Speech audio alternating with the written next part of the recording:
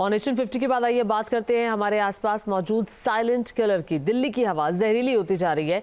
आज भी दिल्ली में औसत AQI यानी कि एयर क्वालिटी इंडेक्स, हवा की गुणवत्ता 400 के ऊपर है। इसका मतलब है कि दिल्ली की हवा में इतना जहर है जितना 10 सिगरेट पीने से होता है।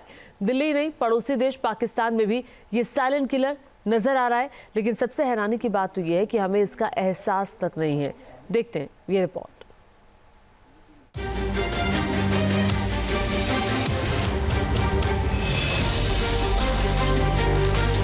दक्षिण एशिया में ये हेल्थ इमरजेंसी है। दक्षिण एशिया के शहरों पर कसा है दम घोंटू हवा का शिकंजा। दिल्ली, लाहौर, मुल्तान, स्मॉग की ये चादर बता रही है कि यहाँ हालात कितने खराब हैं। फिजा में हवा नहीं, जहर है। प्रदूषण का ये सबसे खौफनाक कहर है। दिल्ली सहित पूरा उत्तर भारत जहरीली हवा की मुसीबत से हाँफ रहा है। जहरीली हवा हर पल इंसानों का शिकार कर रही है। एक साल में 16 लाख मौतें, हर दिन 4000 से ज्यादा मौतें, हर घंटे 180 से ज्यादा लोगों की जान गई। 2019 में देश में प्रदूषण के कहर का ये खौफनाक आंकड़ा है। कातिल हवा की मुसीबत लोगों को बीमार कर रही है। क्यों एड्स से भी ज्यादा खतरनाक है प्रदूषण? इस सवाल का जवाब जानने से पहले प्रदूषण के असर की बात करते हैं। पॉल्यूशन शहर में हर उम्र के लोगों पर असर डाल रहा है। जहरीली हवा में सबसे ज्यादा परेशान बच्चे हैं। नोएडा में प्रदूषण से जुड़ी बीमारियों की चपेट में आने वाले बच्चों की संख्या में लगातार इजाफा हो रहा है।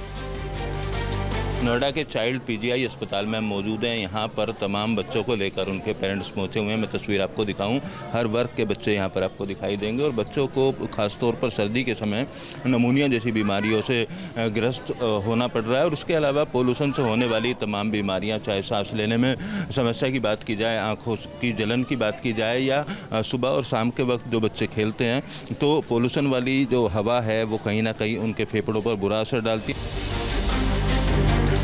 स्टेट ऑफ ग्लोबल एयर 2020 की रिपोर्ट बताती है कि 2019 में वायु प्रदूषण की वजह से भारत में 1,16,000 नवजातों की मौत हो गई थी। यानी हर दिन 270 से ज्यादा नवजातों की मौत हुई थी। यह आंकड़ा दुनिया में सबसे ज्यादा है।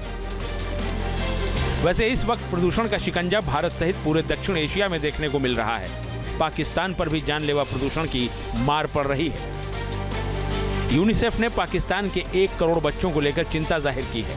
डॉक्टर्स परिवारों को सतर्क रहने की सलाह दे रहे हैं।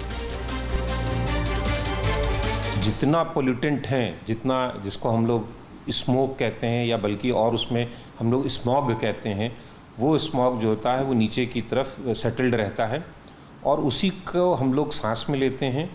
और बच्चे बड़े सब में इसका बुरा असर पड़ता है।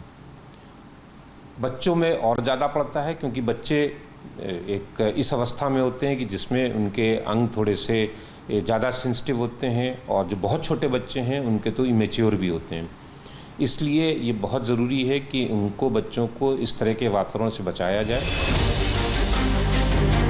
साइलेंट किलर है वायु प्रदूषण। ये चुपचाप आपकी उम्र को कम कर रहा है। सबसे खौफनाक पहलू यह है कि लोगों को इसका एहसास तक नहीं है। एक्सपर्ट्स का मानना है कि एक तरह से खराब हवा HIV एड्स जैसी बीमारी से भी ज्यादा खतरनाक है। UN एड्स की रिपोर्ट बताती है कि HIV एड्स की वजह से हर साल 6,30,000 लोग मारे जाते हैं। वहीं दुनिया में हर साल वायु प्रदूषण की वजह से 70 लाख मौतें होती हैं। इस वक्त सबसे ज्यादा प्रदूषण की मुसीबत दक्षिण एशियाई मुल्कों में देखने को मिल रही है। अंतरिक्ष से ली गई नासा की तस्वीर इसी आफत को बयां कर रही है। प्रदूषण के कहर के बीच अहम सवाल है कि आखिर देश में प्रदूषण की वजह क्या है? क्या सड़क पर चलती गाड़ियां सबसे बड़ी विलेन है, या फिर निर्माण की वजह से सबसे ज्यादा प्रदूषण हो रहा है, या फिर वजह कुछ और ही है? आम आदमी को बेवकूफ बनाया जा रहा है और आम आदमी को जो है गिल्टी फील कराया जा रहा है कि वो, उनकी गाड़ी जो है वो पोल्यूशन करती है। इवन जो CAQM है उनको भी मैंने ईमेल लिखा और सोर्सेज ऑफ पोल्यूशन का डाटा भी उनको भेजा, तो उनका भी आज तक कोई जवाब नहीं आया। अपने आप में ये बहुत बड़ी साजिश है जनता के अगेंस्ट, जनता को बेवकूफ बनाने के लिए और आम आदमी को बीमारियों से जूझने के लिए। प्रदूषण की वजह जो भी है, भुगतना आम लोगों को पड़ रहा है। सवाल है कि क्या इस जहरीली हवा से कभी मुक्ति मिल पाएगी या फिर गैस चैम्बर बने शहर में लोगों की सांसों पर संकट यूं ही बरकरार रहेगा। Team news nation.